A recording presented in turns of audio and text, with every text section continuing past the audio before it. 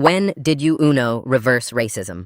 I was driving out of my gated community when this lady jumped off the curb right in front of my car. She was screaming and waving her arms like she was directing airplane traffic. I slammed my brakes and coffee went everywhere. She rushed to my window demanding to know if I lived there. Her face was red and spit flew as she yelled about watching me drive through her neighborhood. Her husband jogged over looking mortified in his cargo shorts and polo shirt. "Karen, please," he said, grabbing her elbow. "This is our neighbor from the blue house." She shook him off and demanded my driver's license like she was neighborhood security. Her pom-pom slippers made her authority act even more ridiculous. Instead of getting mad, I just started laughing. "You know what? Come over for drinks this afternoon. Let's get to know each other better as neighbors." The husband's jaw dropped. That's very kind of you."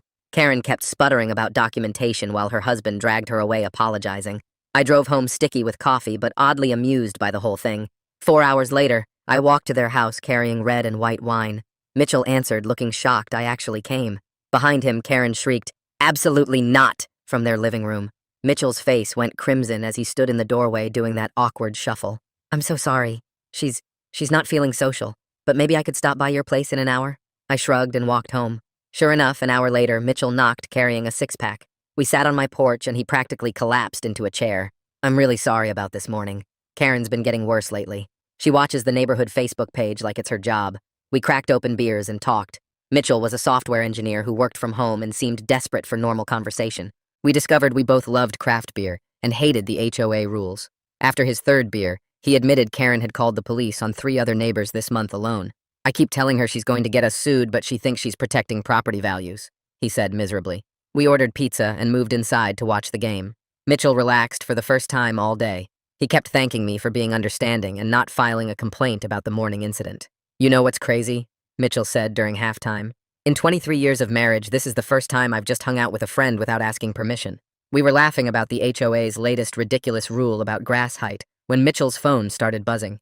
He ignored it. Then it rang, and rang, and rang. "Maybe you should answer," I suggested. Mitchell shook his head. "She's probably calling to demand I come home. For once, I'm going to enjoy my evening." His phone finally stopped. We high-fived and opened another beer. The third quarter had just started when I noticed something odd. A car had driven past my house 3 times, then another. They were moving slowly like they were looking for addresses. "Hey, Mitchell, does Karen know my exact house number?" "No. Why?" That's when we heard the sirens. Not just 1 or 2, but what sounded like every cop car in the county. The noise got louder and louder until red and blue lights were flashing through every window. I peeked through the blinds and my blood went cold. Multiple police cars had surrounded my house. Officers were taking positions behind their vehicles with weapons drawn. More cars kept arriving. I could see officers moving through my backyard. They had the whole property surrounded.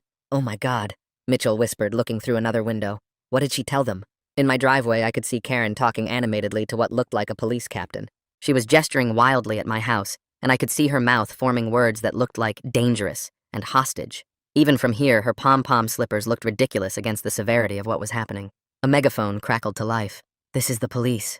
We have the house completely surrounded. We know you're in there."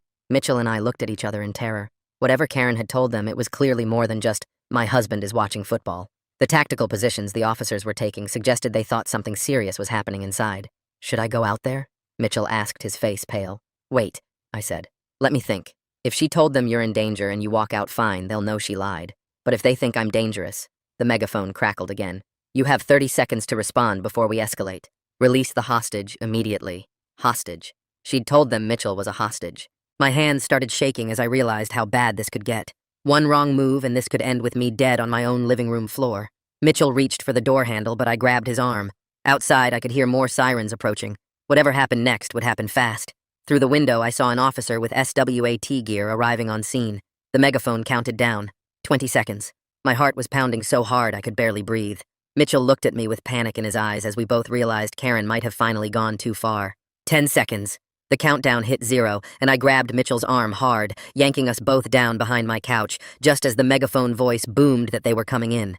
The front door exploded inward with a crack that made my ears ring, wood splintering everywhere as officers poured through like water breaking a dam. Red laser dots swept across my walls and ceiling while boots thundered on my hardwood floors, more officers streaming in through what used to be my doorframe. They were screaming commands all at once, telling us to show our hands, get on the ground, don't move, all of it mixing into this wall of noise that made thinking impossible. Mitchell and I hit the floor face first, arms stretched out wide while rifle barrels pointed at us from every direction. My cheek pressed against the cold wood, and I could see dust bunnies under my entertainment center that I'd missed while cleaning. Such a stupid thing to notice while cops had guns on me. More boots kept coming, officers calling out "clear" as they swept through my kitchen, my hallway, checking every closet and room like they expected to find bodies or bombs. Someone's knee pressed into my back while hands patted me down for weapons, pulling my phone and wallet from my pockets before zip-tying my wrists behind me so tight the plastic bit into my skin. Mitchell grunted next to me as they did the same to him, both of us lying there like criminals while my house got torn apart by what looked like half the police force.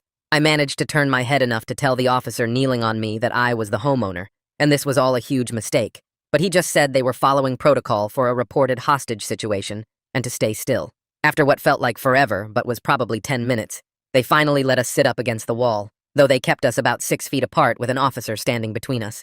The lead officer grabbed his radio and reported the scene was secure with 2 males in custody and no weapons found, which made me want to laugh because the most dangerous thing in my house was probably the expired milk in my fridge. Through my living room window, I could see Karen out in my driveway talking to someone who looked like the police captain, her arms waving around like she was conducting an orchestra while those stupid pom-pom slippers bounced with every gesture. Even from inside, I could see her mouth forming words, and it looked like she kept saying "dangerous" and "threatened" over and over while pointing at my house. A woman in plain clothes ducked through my broken doorframe and introduced herself as a crisis negotiator, crouching down in front of me with this careful expression like I might snap at any moment. She started asking me gentle questions about what happened tonight. So I explained about the morning incident with Karen jumping in front of my car, how I'd invited them for drinks to smooth things over, and how Mitchell had come by to watch the game instead. Across the room, I could hear Mitchell telling another officer his version, his voice shaking as he explained that his wife had been calling the police on neighbors a lot lately, 3 times just this month, and the officer taking notes looked more and more doubtful with every word. The negotiator asked to see my phone to verify our timeline, so the officer who'd taken it handed it over, and she scrolled through my texts with Mitchell about watching the game, then walked over to check that my TV was actually on the sports channel we'd claimed. She took photos of the pizza box on my coffee table and the beer bottles lined up on the side table, documenting everything while more officers tramped through my house taking pictures and notes.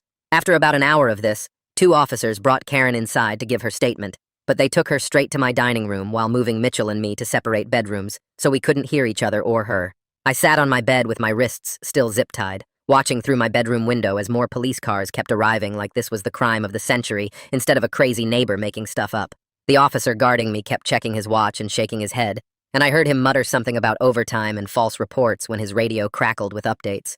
Through my closed door, I could hear muffled voices, Karen's high-pitched tone cutting through even when I couldn't make out the words, then long silences, then more talking. Finally, the police captain himself came into my room carrying a tablet, and he pulled up security footage from the neighborhood gate that showed Mitchell walking up my driveway at exactly the time we'd said, carrying his 6-pack and looking relaxed, not like someone being held against his will. The timestamp on the footage matched our story perfectly, showing Mitchell had been here for hours before Karen called claiming he was in danger. The captain's face got harder with every frame he reviewed, and he called someone on his radio to bring the woman who'd made the report to the living room immediately. 2 officers walked Karen into my living room, and she was still talking non-stop about how she'd seen suspicious activity and knew something bad was happening. The captain stood there with his arms crossed while Karen kept pointing at me and saying she'd been watching my house for months because she knew I was up to no good. Mitchell came out of the other bedroom with his guard, and his face went white when he saw his wife standing there in her pom-pom slippers, still trying to convince everyone she was right. An officer near the captain leaned over and told him they'd searched the whole house and found nothing. No weapons, no drugs, no evidence of any crime at all. The captain's jaw got tight, and he stared at Karen, who was still rambling about how she'd heard screaming and knew Mitchell was in danger. She kept insisting she'd done the right thing and that they should be thanking her for being vigilant about neighborhood safety. The negotiator pulled the captain aside, and they had a quick conversation while looking at their notes and shaking their heads. Mitchell stood there rubbing his wrists where the zip ties had been, and I could see red marks all around them from how tight they'd been. My living room was completely wrecked with couch cushions thrown everywhere, books scattered on the floor, and my TV stand pulled away from the wall where they'd checked behind it. Picture frames were face down on the coffee table, and my kitchen drawers were all open from their search. The captain walked back over and told us they were removing the restraints, but we couldn't leave while they finished their investigation. An officer cut the zip ties off my wrists, and the blood rushed back into my hands, making them tingle and burn. My wrists were raw and had deep red lines where the plastic had cut into my skin for the past 2 hours. The negotiator came back after talking to Karen in another room for 20 minutes and told us Karen had admitted she might have exaggerated some details because she was worried about her husband's safety. She explained that Karen claimed she heard screaming from my house, which the officers figured was probably just us cheering during the game. Karen also said she saw Mitchell looking distressed through the window, which was probably him getting excited about a touchdown or something. The negotiator kept apologizing and saying they had to take every report seriously, but it was becoming clear this was a false alarm. Mitchell started shaking when he heard what Karen had told them, and tears ran down his face. He kept saying he was sorry over and over, and that he couldn't believe she'd done this to us. The officers took photos of our wrists and documented the injuries from when they'd tackled us to the ground and zip-tied us. Mitchell had a bruise forming on his cheek from where his face hit the floor, and my shoulder was killing me from how they'd twisted my arm behind my back. More officers kept coming and going, filling out paperwork and taking statements from everyone, including the neighbors who'd come outside to watch. It was almost 2 in the morning when the captain finally said we were free to go, but would need to come to the station the next day for official statements. He personally apologized for the response and explained they had to treat every hostage report as real until proven otherwise. Mitchell asked if he could stay at my place because he couldn't face going home to Karen right now. We sat in my destroyed living room surrounded by the mess the police had made, and neither of us could sleep. My hands were still shaking, and every time I closed my eyes I saw those rifles pointed at my face. Mitchell kept pacing around and apologizing and saying he should have answered his phone when Karen called earlier. We tried watching TV but couldn't focus on anything, and just sat there in silence most of the night. Around 5 in the morning, Mitchell finally passed out on the couch, and I dozed off in my chair. My phone started buzzing like crazy around 7, and when I checked it, the neighborhood Facebook group had completely exploded. Someone had posted a video of all the police cars and SWAT vehicles surrounding my house, and everyone was going nuts trying to figure out what happened. People were saying it was a drug bust, others thought it was terrorism-related, and one person claimed they heard it was a murder. The comments kept coming with everyone sharing what they supposedly saw or heard and making up wilder and wilder stories. Then Karen posted this vague message about how she was just trying to keep our neighborhood safe from dangerous individuals who might threaten our property values and way of life. She didn't mention any names, but it was obvious she was talking about me and trying to make herself look like some kind of hero. Mitchell woke up, and I showed him the post on his phone, and his face went from pale to bright red with anger. He started typing a response but then deleted it and threw his phone on the couch, saying it wasn't worth it. We got dressed and drove to the police station where they made us wait for an hour before taking us to separate rooms for our statements. The detective who interviewed me seemed nice and kept shaking his head as I told him the whole story from the beginning. He mentioned this wasn't the first false report they'd gotten recently and that people were getting too paranoid these days. I spent 3 hours going over every detail while he typed it all up and had me sign multiple forms. Mitchell was in another room telling his side, and when we met up afterward, he looked exhausted. He told me he'd explained to the detective about Karen's pattern of calling 911 on neighbors and gave them specific dates and incidents. The detective had pulled up all those reports on his computer and found 3 calls just from this month alone, plus several more going back over the past year. Each time Karen had claimed something serious was happening, but when police showed up it was nothing. Just kids playing too loud or someone parking in front of her house or a delivery truck she didn't recognize. The detective walked us out and told us to stay available for follow-up questions if needed. Mitchell and I sat in my car in the parking lot for a few minutes, just staring ahead, not saying anything. He looked completely drained and kept rubbing his face with both hands. I dropped him off at his hotel and drove straight to the law office my neighbor had recommended a few months back when I had that issue with the contractor. The attorney was a woman in her 50s who listened to my whole story while taking notes on a yellow pad. She kept shaking her head, and when I finished, she put down her pen and leaned back in her chair. She explained that what Karen did was actually several different crimes rolled into one really dangerous situation. Filing a false police report was the obvious one, but she said the way Karen did it by claiming there was a hostage situation could be charged as attempted murder by cop, since she knew armed police would respond. She pulled out more papers and started listing all the ways I could go after Karen in civil court, too. There was the damage to my front door from when police broke it down, plus my wrists were still bruised from the zip ties, and she said the emotional trauma of having guns pointed at me in my own home was worth serious money. She also brought up Karen's Facebook posts and said those counted as defamation, since she was spreading lies about me being dangerous to the whole neighborhood. We spent 2 hours going through everything while she typed up notes and had me sign papers authorizing her to start building the case. She took photos of my wrists and the damage to my house and said she'd request the police body cam footage, too. My phone buzzed while I was signing papers, and it was Mitchell texting that he couldn't go back home and was going to stay at the hotel for a while. He said he'd been on the phone with divorce lawyers all afternoon trying to figure out how to separate from Karen after being married for so long. I showed the text to my attorney, and she nodded like she'd seen this before. On my drive home, my phone kept lighting up with messages from neighbors I barely knew.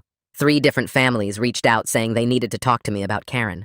One guy who lived 2 streets over said Karen had called CPS on them last summer because their 8-year-old was riding his bike in the driveway without a parent standing right there.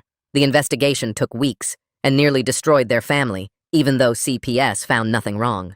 Another neighbor said Karen reported them to animal control, claiming they were abusing their dog just because it barked sometimes during the day while they were at work. The third family said they almost sold their house and moved after Karen kept calling the cops on their teenage son for playing basketball in their own driveway after school. That evening, the HOA president called my cell phone, which was weird since I'd never talked to him before. He sounded really nervous and said he needed to call an emergency meeting about what happened, because the HOA could be liable if one of the residents was going around making false reports that put other residents in danger. He wanted to create new rules about how complaints between neighbors should be handled and said he was worried about getting sued if something worse happened. He scheduled the meeting for 3 days later at the community center.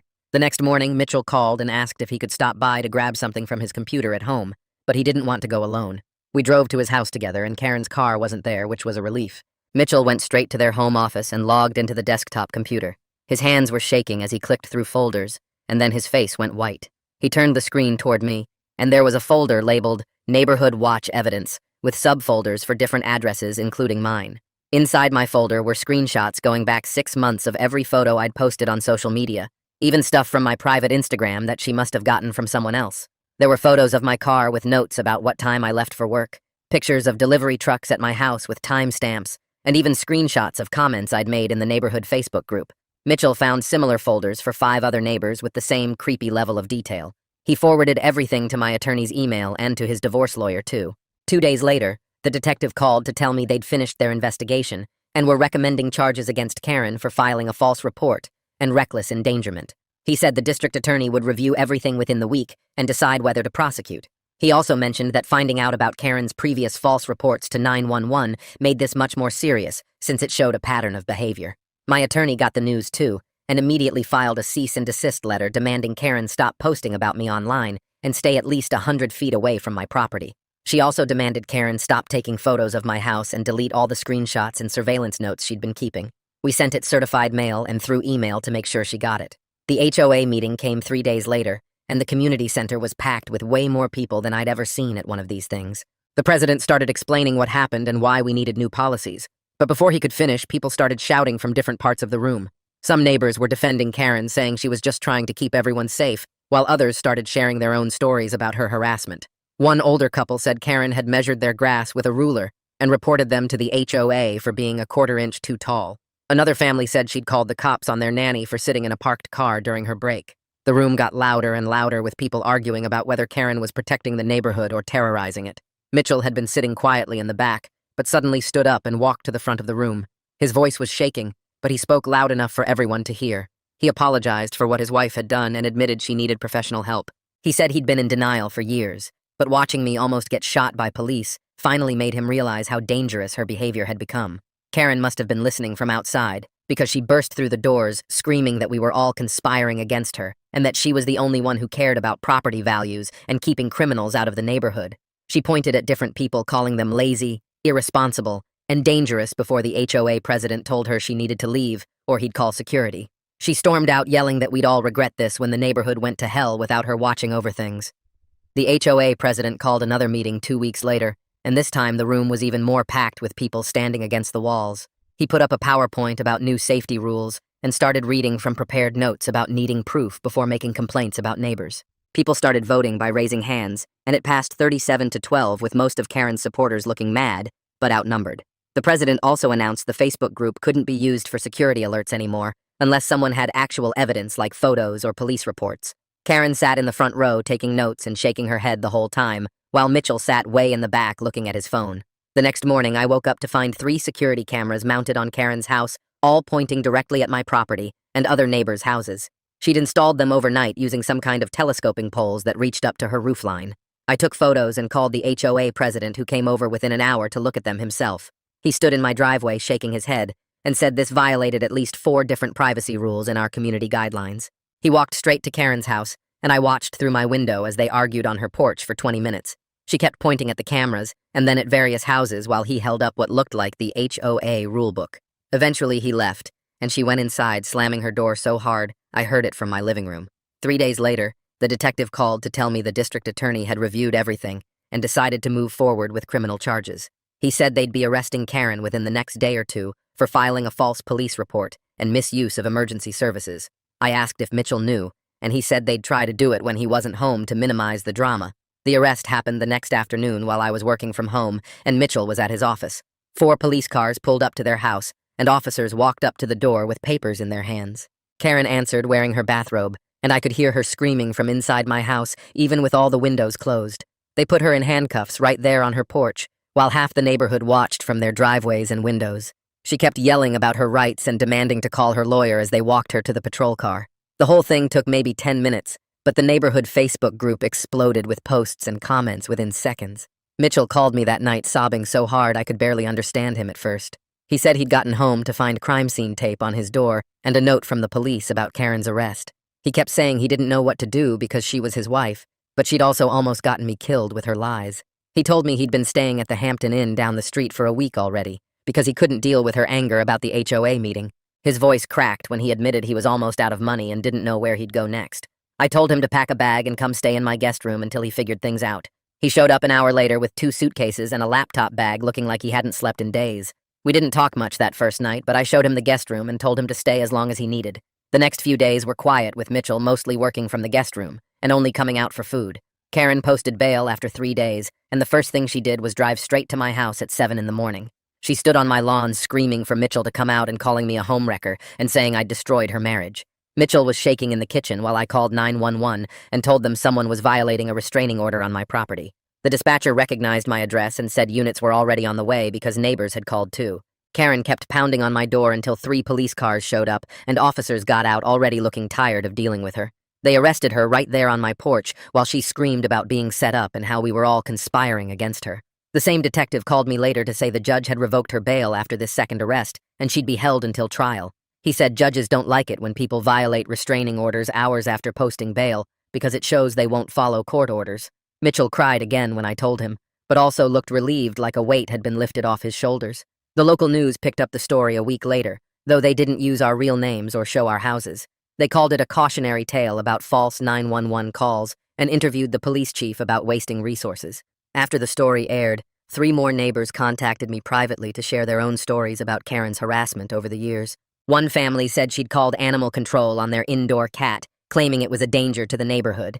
Another couple said she'd reported them to code enforcement 17 times for things like leaving their trash cans out an hour too long. Mitchell started seeing a therapist the week after the news story and came home from his first session looking shocked.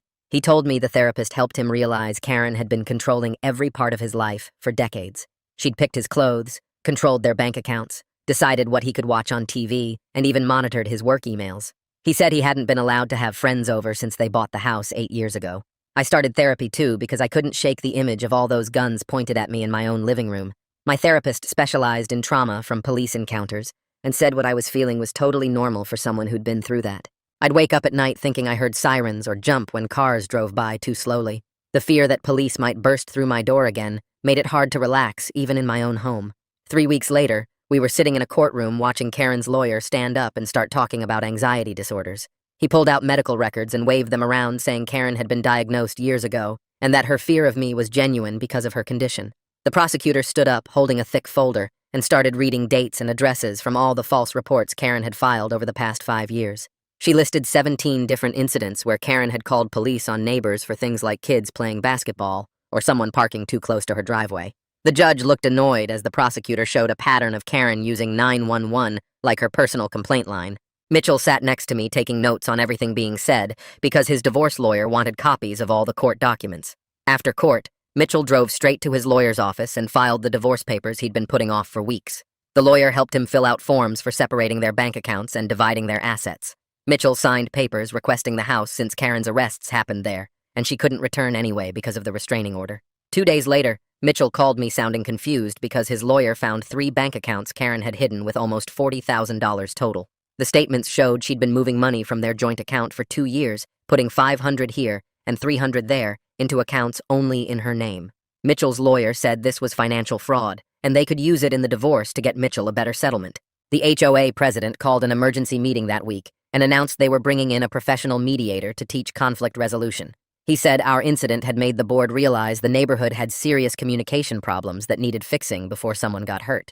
The mediator showed up the next Tuesday and set up chairs in a circle at the community center. About 20 people came, which was less than half the neighborhood, but more than I expected. She made us do exercises about listening without judging and finding common ground even when we disagreed. Some people rolled their eyes, but others actually took notes and asked questions about handling difficult neighbors. 3 weeks after Karen's arrest, the prosecutor called to say Karen wanted to plead guilty to reduced charges. Instead of felony charges for the false report and endangerment, she'd plead to misdemeanor disturbing the peace and misuse of emergency services. The deal required Mitchell and me to agree since we were the victims, and Karen would get probation instead of jail time. The prosecutor said Karen would have to do community service and mandatory therapy twice a week for a year. I sat at my kitchen table staring at the plea agreement for hours, not sure what to do. Part of me wanted Karen to face real consequences for almost getting me killed, but another part just wanted this whole thing over. Mitchell came over and we talked about it over beers on my back porch since we both avoided my living room now. He said he wanted to agree to the deal because maybe therapy would actually help Karen understand what she'd done wrong. We both signed the papers the next day and faxed them to the prosecutor's office. At sentencing, the judge gave Karen 2 years probation and 200 hours of community service at a mental health facility. She also banned Karen from calling 911 except for real emergencies and said any violation would mean immediate jail time. Karen had to pay $5,000 in fines and court costs, plus reimburse the police department for the SWAT response. The judge made it clear that if Karen violated any part of the sentence, she'd serve the maximum jail time for the original charges. Meanwhile, the HOA hired an actual police officer to run a neighborhood watch training program. The officer used our incident as his main example, showing a PowerPoint with response times and costs from that night. He explained that false reports waste resources that could save lives and taught everyone the difference between suspicious and just different. Half the room kept looking at me during his presentation, but I just focused on taking notes about when to actually call police. Mitchell's divorce went through fast since Karen had violated the restraining order twice and committed financial fraud. The judge gave Mitchell the house and most of their assets, but Mitchell told me he couldn't stand living there anymore. He hired movers the next week and put the house on the market, saying every room reminded him of their fights. I finally called someone to fix my front door that the police had destroyed during the raid. The contractor had to replace the whole frame because the battering ram had cracked the wood beyond repair. While he worked, I ordered a security system with cameras covering every entrance to my house. The installation guy said he'd been getting lots of calls from our neighborhood lately and asked if something had happened. I just told him we'd had some break-ins and left it at that, not wanting to explain the whole story again. The security system had motion sensors and an alarm that would call my phone before alerting the monitoring company. Mitchell found a 1-bedroom apartment across town near his office and seemed happier every time I saw him. We started meeting at a sports bar downtown to watch games instead of at my house because neither of us felt comfortable there anymore. He bought new furniture and decorated his place how he wanted for the first time in decades. During one game, he told me he'd joined a hiking group and was planning a camping trip, something Karen had never let him do. He looked younger somehow without the stress of constantly managing Karen's moods and paranoia. 3 months into her court-ordered therapy, Karen started sending out these typed apology letters to everyone she'd harassed over the years. Mine showed up on a Tuesday morning with the official therapy center letterhead and everything. She wrote about recognizing her anxiety issues and taking responsibility for the SWAT incident, but it felt like her therapist had basically dictated the whole thing. Mitchell told me she'd sent similar letters to 12 other neighbors, including the family she'd called CPS on. Most people just threw them away, but the older couple down the street actually wrote back saying they accepted her apology and hoped she'd get better. The neighborhood Facebook group stayed pretty quiet without Karen's constant posts about suspicious cars and people walking dogs too early in the morning. You could tell there was this weird split, though, between the people who still thought Karen had been protecting the neighborhood and those of us who'd been targeted by her. At the next HOA meeting, half the room wouldn't even look at me and Mitchell, while the other half kept coming up to share their own Karen stories. The HOA president tried to keep things focused on normal stuff like landscaping budgets, but every discussion somehow circled back to what happened that night with the police. 6 months after everything went down, Mitchell called me all excited about this woman he'd met at a coffee shop near his new apartment. Her name was Sarah, and she worked as a nurse at the hospital downtown. He kept saying he couldn't believe someone normal actually wanted to date him after 23 years with Karen. They'd been out 4 times, and she hadn't once checked his phone or demanded to know where he was every minute. He was learning basic relationship stuff, like it was okay to have different opinions about movies, and that arguments didn't have to turn into screaming matches. Meanwhile, my lawsuit against Karen's homeowner's insurance finally went through after months of paperwork and depositions. The insurance company settled for $35,000, which covered my therapy sessions, the new security system, the door replacement, and left me with enough to take a nice vacation. My lawyer said they wanted to avoid a jury trial where the SWAT footage would play badly for them. The check arrived the same week Mitchell told me Karen was finally moving. She'd finished her community service hours at the mental health facility and decided to go live with her sister in Arizona. Mitchell helped her pack just to make sure she actually left and told me she seemed different, like the fight had gone out of her. The moving truck pulled away on a Thursday afternoon, and you could practically feel the whole neighborhood exhale. 3 weeks later, the HOA sent out this new policy document they called the Good Neighbor Guidelines, which written because of our incident. It had specific rules about when to call police, what constituted actual suspicious behavior, and consequences for false reports, including HOA fines and possible legal action. They even brought in that police officer again to do another training about the difference between being vigilant and being paranoid. Everyone knew why these rules existed, but nobody said Karen's name out loud anymore. Mitchell and I kept meeting up for games, though we'd switched to this sports bar downtown that had better wings anyway. We'd joke sometimes about how Karen accidentally did us both a favor by being so crazy that night. He got free from a toxic marriage, and I learned to take suburban safety seriously with my new security system and cameras. His new girlfriend, Sarah, started joining us sometimes, and she was cool about the whole story, even though it sounded completely insane when we explained it. She said she could tell Mitchell had been through something rough, but that he was working on himself, and that's what mattered. The insurance money let me take 2 weeks off work to just decompress and deal with the lingering anxiety from having guns pointed at me in my own home. My therapist said it would take time to feel completely safe again, but I was making progress. Mitchell was doing his own therapy too, and said it was helping him recognize all the ways Karen had controlled him that he'd thought were normal. Like he'd never realized other couples didn't have hour-long interrogations about credit card purchases under $20. The annual neighborhood BBQ rolled around in September, and for the first time in years, people actually seemed relaxed. Mitchell brought Sarah and introduced her to everyone while I just enjoyed not feeling like I had to watch my back constantly. People were actually talking to each other face to face instead of posting creepy photos on Facebook asking if anyone recognized their neighbor's houseguest. The HOA president made some speech about community and working together, but everyone knew he meant we'd all learned our lesson about letting paranoia take over. Nobody called the cops even when some teenagers got a little loud playing basketball at the park next door. Mitchell won the cornhole tournament, and Sarah high-fived me when he beat the guy who'd supported Karen at all those HOA meetings. It felt like the neighborhood had finally found its balance again, even though we all knew what happened that night had changed everything permanently. Well, that's gonna do it for me today. Appreciate you hanging out and questioning things right along with me. Always feels like a real journey when we share it together. Subscribe for more content like this.